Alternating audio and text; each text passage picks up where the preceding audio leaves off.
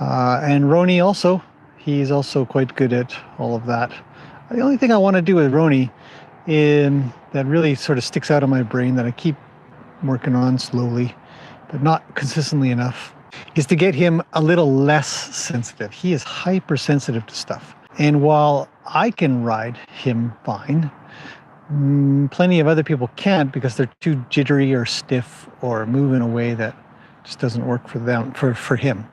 He starts to get confused. Too many buttons, as they say. A lot of buttons based on the way he was trained when he was little. His past owner, who was a barrel racer that probably did, well, I know for a fact, she did more than she needed to plenty of times. And it was weird. And I remember when I bought him, I couldn't get him into the trailer. This is kind of a funny story. I mean, I bet if she even looks back on this day, she'd be like, yeah, that was weird. But essentially the idea was I couldn't get him in. She said, well, here, let me grab him for a second.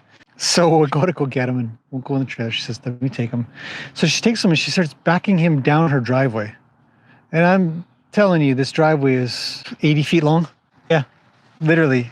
Backs him down the driveway, 80 feet, backs him back up the driveway, and then tries to put him in the trailer. And of course he won't go in.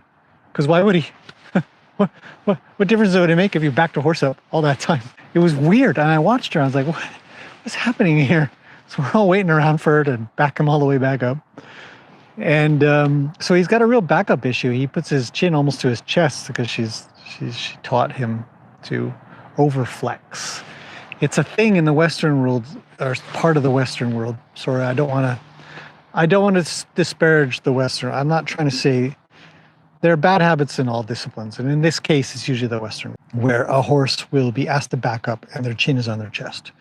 And it's terrible. It's a terrible idea.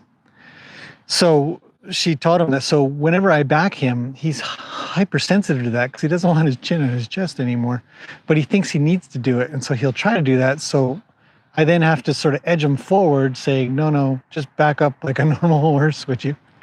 So those are the things I work with Roni, and maybe I can sort that out and make some videos if you guys are kind of interested in that. Okay, I'm going to zoom out a little bit.